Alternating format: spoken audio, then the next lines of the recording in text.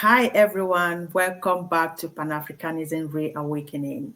I just want to use this opportunity to appreciate you all for keeping the channel alive. For those that have, who are my returning subscribers, I say thank you very much. And for new subscribers, thank you so much. If you're visiting just the first time, please do not hesitate to hit that like button, the share, and also the subscribe button to keep so you can get updated each time we have something new on the channel. Again, ladies and gentlemen, like I said, I'm delighted to be back. And I have been working on something incredible. I've had an idea.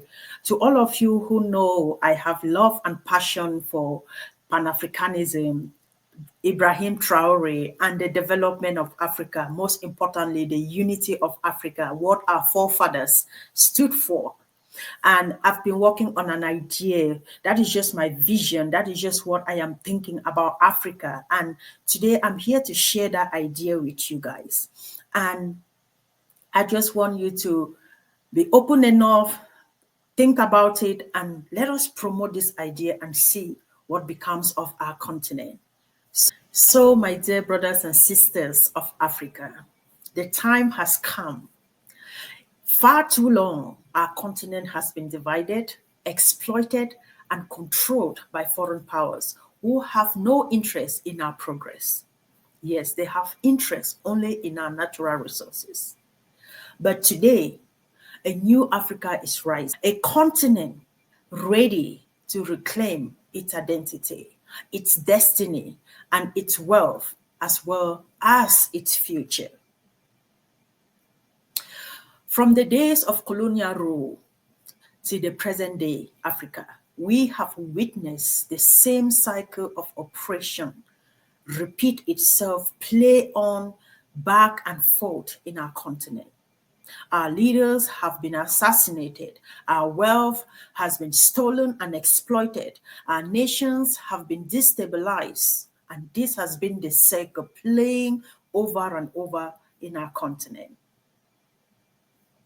From the murder of Patrice Lumumba to the downfall of Thomas Sankara and the likes of Gaddafi, every African leader who dared to challenge foreign domination has been silenced.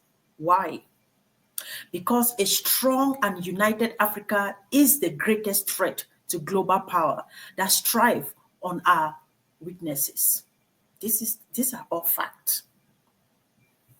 But today, hope is rising from the Sahel. Yes, hope is rising from the Sahel. Ibrahim Traoré, the young and fearless leader of Burkina Faso, has emerged as a symbol of African defiance. If you watch him, then you will agree with me.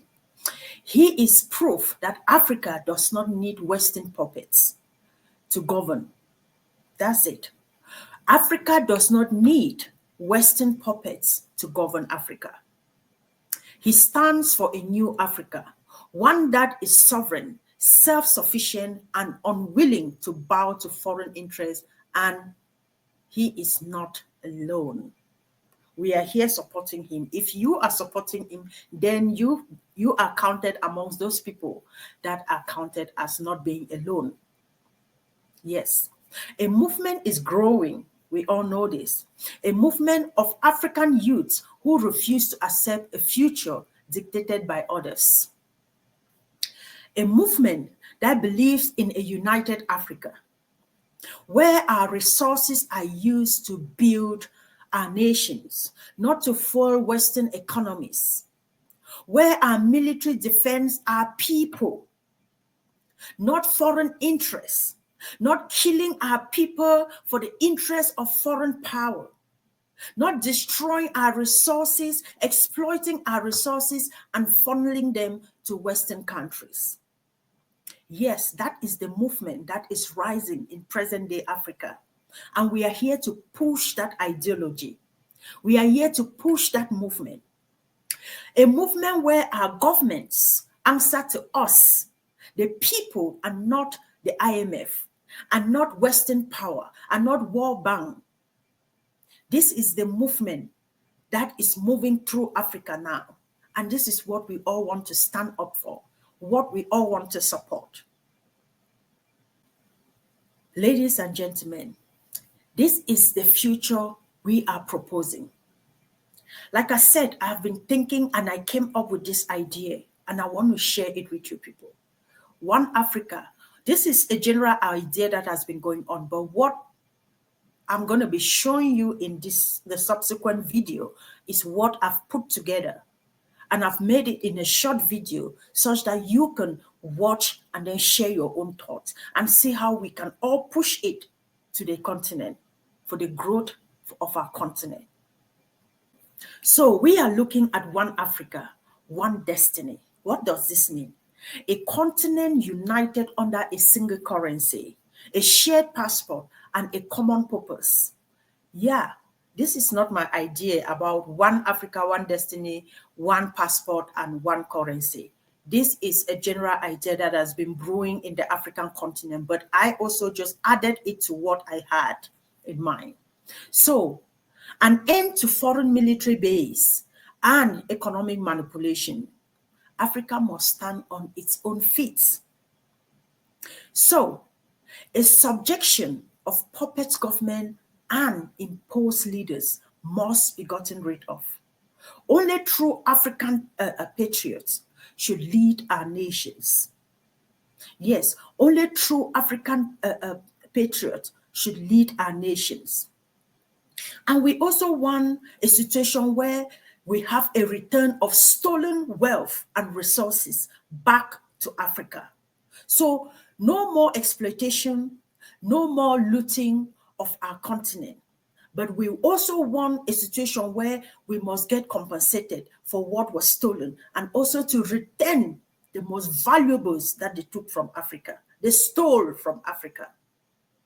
So to the African Union, ECOWAS, SADC, and every other regional body, this is the time to stand with your people.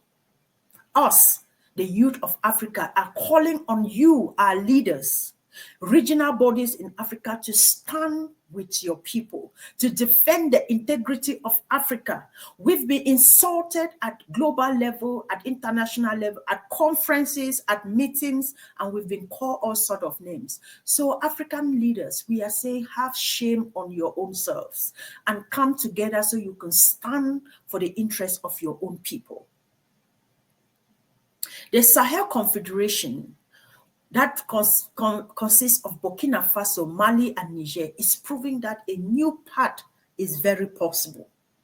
It has proven to us that a new path is very possible in Africa. You will stand with, we are calling on African leaders to stand with them, or you will continue to serve those who keep Africa in chains. If you don't stand with the Sahel Confederation, you will continue to serve those who have enslaved and keep Africa in chains. Ladies and gentlemen, to African leaders who are tired of foreign domination, the time for silence is over. Don't be silent. Don't just sit in your presidency and just be quiet about it. Do something. Do something about it. The youths are watching. We demand action from our leaders. We demand leaders that put Africa first, to stand up and speak for the people of Africa and take action. And to my fellow YouTubers or content creators, the voices of change in Africa, this is our moment. The idea is mine, that is true. What I have put in this subsequent video that you will be watching, it's my idea.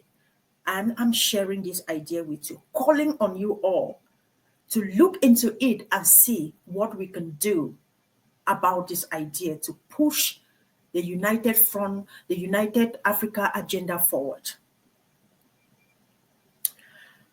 So, ladies and gentlemen, I invite you to amplify it. The future of Africa belongs to us, and we must shape it together. Now, ladies and gentlemen, I invite you once again to watch this vision unfold in the video ahead. Like I said, this is what I put together. This is my proposition, what I envisage could happen for Africa if we come up to support it. This is what we need. The youth of Africa, this is what we believe in. This is what our leaders must embrace.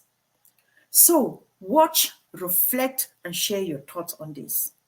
It is time for Africa to take its rightful place in the world today. We can finally break free from colonial domination. We can totally take control of our own resources, and we can totally become a big superpower among the global community. So, ladies and gentlemen, I invite you to watch this idea. Thank you, and do not forget to share your thoughts. God bless. Ibrahim Traoré and the Rise of a United Africa Part 1, The Western Exploitation of Africa, 1919-present, show how colonial powers divided Africa, installed puppet leaders, and fueled internal conflicts. Depict how they trained military generals to overthrow governments and create instability. Highlight historical events like the Congo crisis, the assassination of African leaders, e.g. Lumumba, Sankara, Gaddafi, and how Western corporations exploited Africa's wealth. Part 2, The Cycle of Wars and Manipulation, show the causes of various African wars, e.g. civil wars in Congo, Sudan, Angola, and Liberia. Highlight the role of Western powers in creating and sustaining these wars to extract resources. Show how Africa's wealth built the West while Africans lived in poverty. Part 3, The Rise of Ibrahim Traoré, the African Messiah. Introduce Ibrahim Traoré as a leader chosen by destiny to unite Africa.